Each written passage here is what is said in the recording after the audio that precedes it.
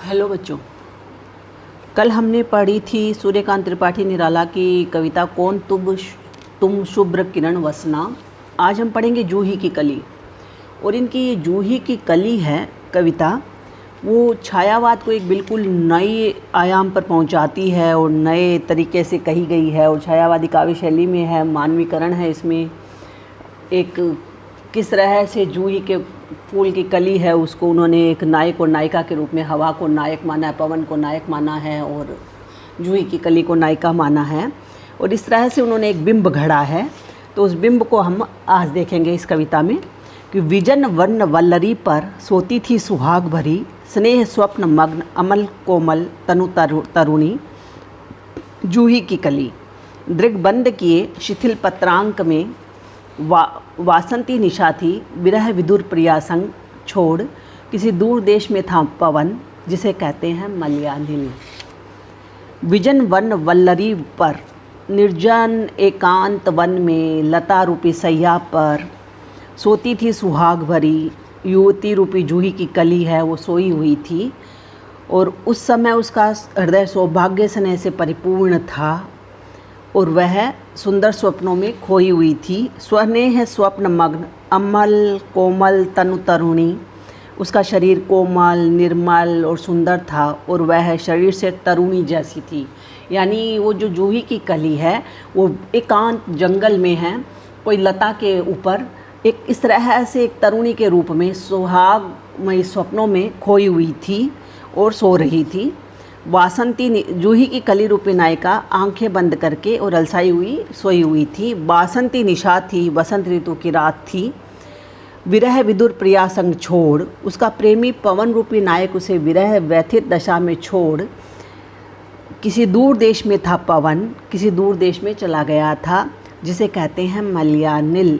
जूही की कली रूपी नायिका के उस प्रवासी प्रियतम को लोग सुगंधित हवा या मलय पर्वत से बहने वाली मलयानिल हवा कहते हैं या मलयानिल कहते हैं। उस नायक का नाम उन्होंने मलयानिल रखा। आई याद बिछड़न से मिलन की वह मधुर बात, आई याद चांदनी की धुली हुई आधी रात, आई याद कांता की कंपित कमनीय गात। फिर क्या पवन उपवन सर सरित गहन गिरी कानन, कुंजन लता पुंजों को पार कर पहुँचा जहाँ उसने की केली कली खिली साथ।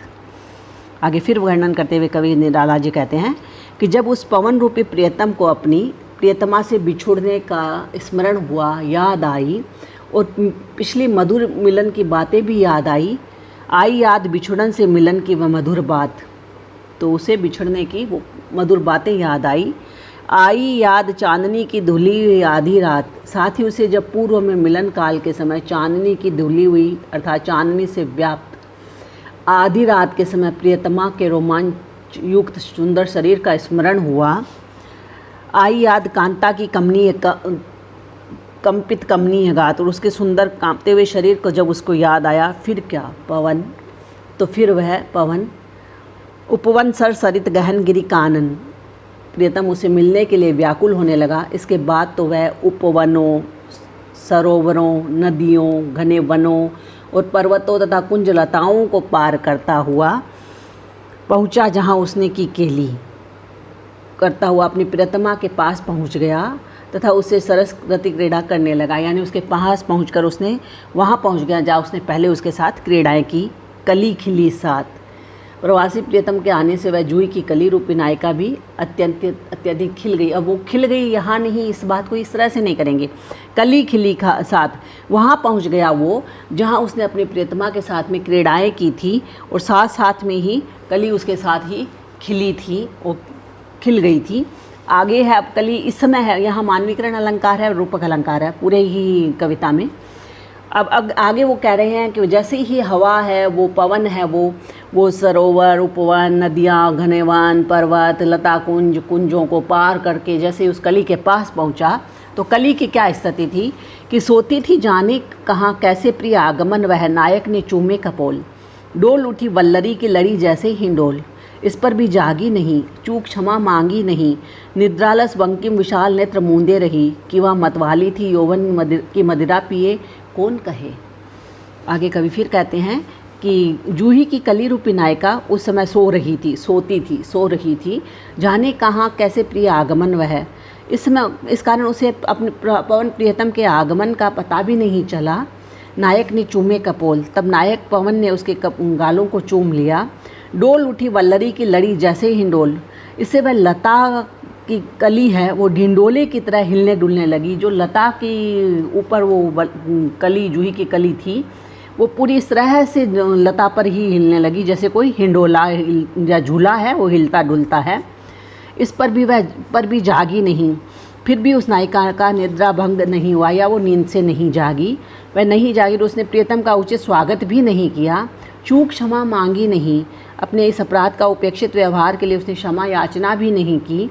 निद्रालस बंकिम विशाल नेत्र मूंदे रही, और उस समय नींद से अलसाए बंकिम अपने टेढ़े विशाल नेत्रों के नहीं खोले और चुप पड़ी रही। कि वह मतवाली थी, कि कवि सोचता है कि उस समय क्या वह मतवाली थी या फिर यौवन की मदिरा पिए कौन कहे, कि वो युवावस्था में कि प्रियतमा सो रही थी और युवावस्था के कारण यौवन रूपी मदिरा के नशे में मत्त होकर वह निद्रा का स्वांग या दिखावा कर रही थी या फिर वो सचमुच में सो रही थी। इस रहस्य को कौन कह सकता है। आगे है, फिर वो कहते हैं कि उस नायक ने क्या किया। निर्दय उस नायक ने निपट निठराई की झोंकों की झाड़ियों से सुंदर सुकुमार देह सारी झकझोर डाली। मसल दिए गोरे कपोल गाल, चौंक पड़ी युवती चकित चितवन निज चारों ओर फेर। हेर प्यारे को सेज पास, नम्र मुखी हंसी खिली, खेल रंग प्यारे संग। आगे वर्णन करते हैं कवि। निर्दय उस नायक ने कि वसंत काल की आधी रात में जूही की कली रूपी नायिका सोई हुई थी और उसके पास में उसका प्रियतम पवन जब पहुंचा तो उसके पास आने पर जब उसको पता नहीं चला नायिका को या जूही की कली को, तब उसने निर्दयता से उसका गालों को है निर्दयता से उस नायक ने निपट निठराई की। निष्ठुरता के साथ में उसके निर्दयता की। उसने लगातार झोंकों की झड़ियों से नायिका की कोमल देह को झकझोर दिया, कि झोंकों की झाड़ियों से सुंदर सुकुमार देह सारी झकझोर डाली।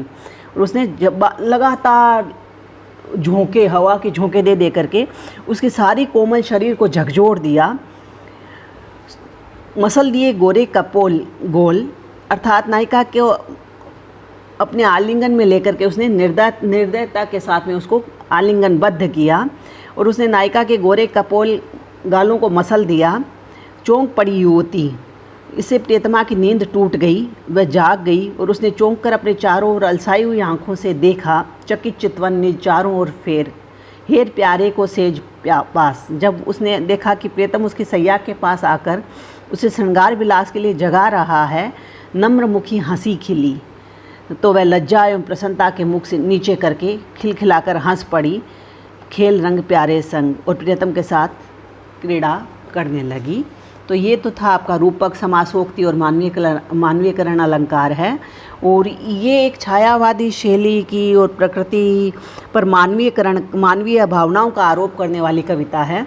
वैसे इस कविता को लेकर के निराला की बड़ी कह लीजिएगा एक तरह से समीक्षा भी बहुत हुई है और उन्होंने एक छायावाद को अलग ही दृष्टि प्रदान की थी इस कविता के माध्यम से। तो अगली कविता हम कल करेंगे बच्चों।